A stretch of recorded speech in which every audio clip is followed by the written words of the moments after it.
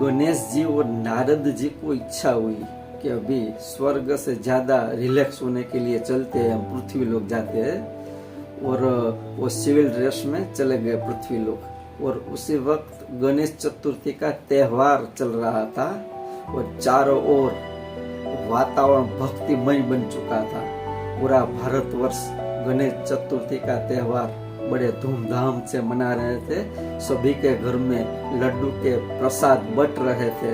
मानो पूरा भारतवर्ष गणेश गणेश गणेश जय गणेश के नारों से गूंज रहा था। यहाँ तक कि यहाँ की जो भारतवर्ष की हवाएं है वो भी जय गणेश के नारे लगा रही थी। सभी पंडालों में बड़े बड़े अलग अलग आकारों में भगवान गणेश जी की प्रतिमाएं लग रही थी। पूरे सुशोभन से, डेकोरेशन से, पूरे हाव भाव से उनकी प्रतिमाओं की सेवा हो रही थी।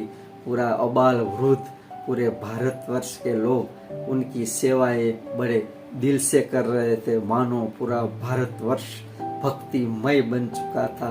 भारत के लोगों के मन में गणेश जी के प्रति जो आस्था है वो एकदम बढ़ गई थी। गणेश चतुर्थी से लेकर 11 दिन तक वो लोग बड़े भक्ति भाव से गणेश जी की जय जयकार करते थे और पूरे धाम धाम से उनकी सेवाएं करते थे। यह सब देखकर गणेश जी बड़े भाव विभोर हो चुके थे। उसे लगा कि धन्य हो मेरे सभी भक्त, धन्य हो। उनके दिल में दिल भर आया। तभी यह सब देखकर नारद जी के मन में ईर्ष्या भाव पैदा होता है, क्योंकि नारद का यही जन्मजात स्वभाव था। उसे लगा कि पूरा भारतवर्ष उनकी सेवाएं पूजाएं कर रहा था और मेरा तो आज कोई भाव नहीं पूछ रहा है। चारों ओर गणेश जी की जय जयकार हो रही थी। यह देखकर उनके मन में जलन पैदा हुई।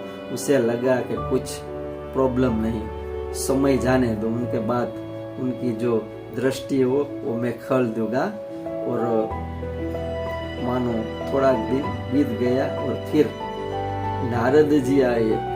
फिर से वह स्वर्ग चले गए और नारद जी गणेश जी के पास आए और बोले, चलो भगवान आज हम फिर टहलने के लिए जाते हैं, क्योंकि आज पूर्णिमा का दिन है और पृथ्वी लोक पर अच्छा एक माहौल है, वहाँ का वातावरण है, तो चलो हम टहलने के लिए घूमते हैं। और भगवान गणेश जी को आना नहीं चाहते थे, फिर भी नारद जी के बस में आकर चलो चले जाते हो।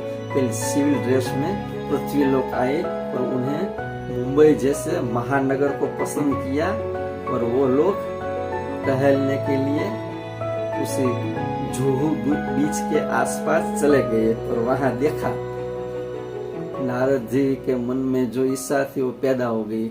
भगवान के पास गए, देखो देखो भगवान, आज तुम मेरी हालत तो देखो, हम इतने दिन बाद आए तो तुम मेरी प्रतिमाएं की हालत देखो क्या हो गई है।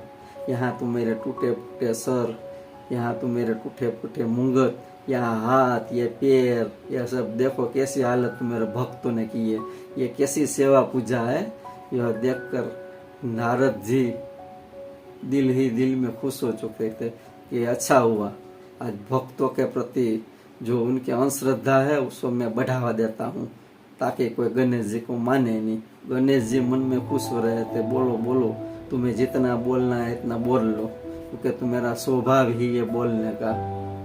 फिर गणेश जी ने उत्तर दिया, नारद जी यह तो विसर्जन बाद की प्रतिमाएं है, उनकी कोई कीमत नहीं होती है। जिस तरह आदमी के अंदर से प्राण चले जाते हैं फिर उनकी कोई कीमत नहीं रहती है, उसी तरह विसर्जन के बाद की प्रतिमाएं की कोई कीमत नहीं रहती है। उसे जल में पधराओ या जमीन में गाड़ दो, उसकी कोई कीमत नहीं होती है।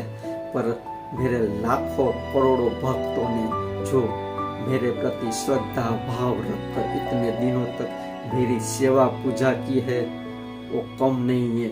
मैं भारतवर्ष के करोड़ों लोगों के दिल में आज भी जिंदा हूँ और उनकी जो सेवा भावना से आज मैं प्रसन्न हूँ, क्योंकि ये प्रतिमाएं नष्ट होती है पर जो उनकी भावनाएं है वो कायमी अमर रहती है।